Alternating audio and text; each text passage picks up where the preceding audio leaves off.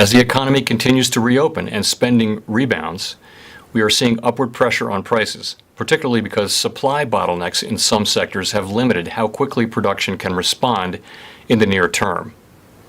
These bottleneck effects have been larger and longer lasting than anticipated, leading to upward revisions to participants' inflation projections for this year.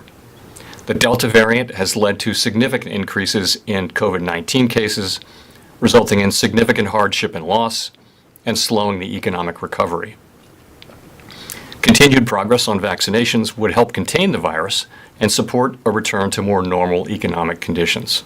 A gradual tapering process that concludes around the middle of next year is likely to be appropriate.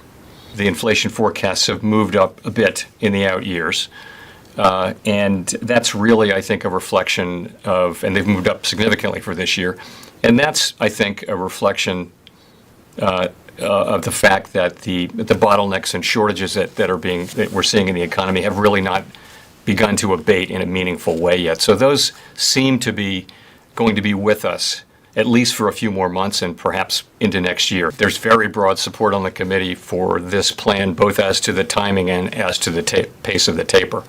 So this was a unanimous vote today, and I'd say quite broad support for this approach. You're correct that there are some who would prefer to have gone sooner, and they've made their arguments publicly. For some of them, it's a financial stability concern, and for others, it's other concerns. They can make their own arguments. This is an approach that the committee will broadly support, and it will put us, having completed our taper sometime around the middle of next year. Substantial further progress toward our goals is the test for beginning the taper. And the taper takes some months in everyone's figuring, so you're going to be well away from satisfying the liftoff test when we begin the taper. So in terms of the liftoff test, though, it's what we adopted last September. It's labor market conditions consistent with maximum employment, and while we have interesting signs that in many ways the labor market's very tight, we also have lots of slack in the labor market, and we think that those imbalances will sort themselves out. Inflation at 2% and on track to achieve moderately higher inflation over 2%. That really depends on the path of inflation. If inflation remains higher during the course of 2022, then we may already have met that test by the time we reach liftoff.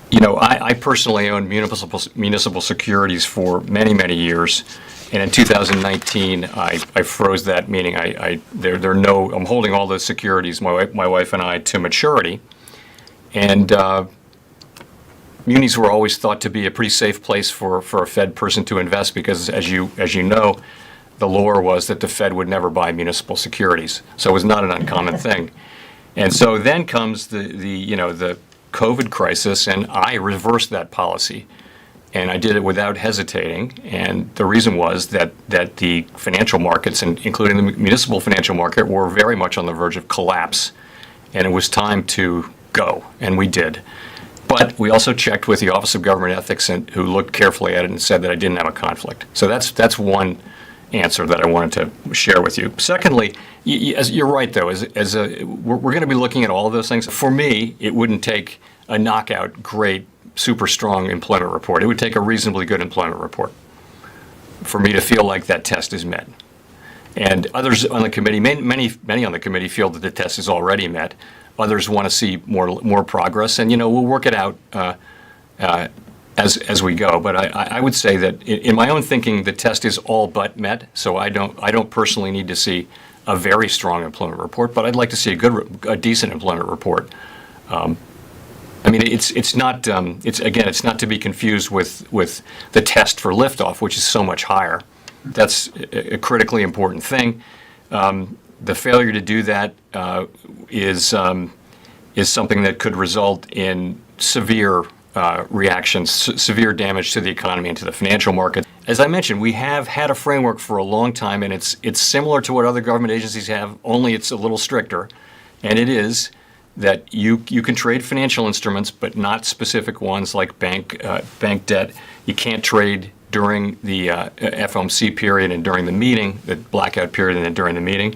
And then you disclose all this. And we have disclosed it for years. So all of these things have been going, to the extent they've been going on, they've been a matter of public record. The Evergrande situation, it seems very particular to China, which has very high debt for an emerging market economy, really the highest that any emerging market economy has had, and the government has been working to get that under control. This is part of that effort.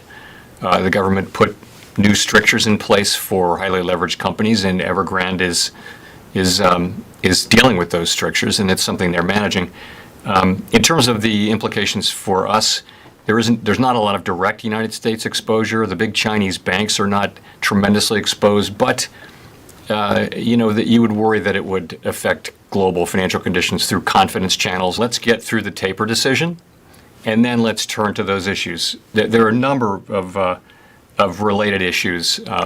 You mentioned one, Greg, but and which you need to start to think about, and we'll do that. But we want to get through this taper decision and then turn to those issues, rather than start thinking about them now and having the minutes discuss them and get people thinking that we are focused on those issues, because we're really not. And we do have the experience of what we did last time. We've watched other countries and what they've done, so I think we'll be able to get to sensible decisions fairly expeditiously when it's time, but it's just not time yet in my thinking. It's not my expectation that we would have to. We can certainly speed up or slow down the taper if it becomes appropriate, though. Absolutely. In fact, back in 2013 when we tapered, we always said we weren't on a preset course. I think this will be a shorter period. The economy is much farther along than it was when we tapered in 2013. So it makes sense to allow the runoff to happen. It's a very gradual taper. It will be when we agree on it, but we certainly have the freedom to either speed it up or slow it down if that becomes appropriate. We think it's really important that the central bank maintain a stable currency and payment system for the public's benefit. That's one of our jobs. We also live in a time of transformational innovation around digital payments, and we need to make sure that the Fed is able to continue to deliver to the public a stable and trustworthy currency and payment system. So there's extensive private innovation, a lot of which is taking place outside the regulatory perimeter, and innovation is fantastic. Our economy runs on innovation, but where the public's money is concerned, we need to make sure that appropriate regulatory protections are in place, and today they really are not in some cases.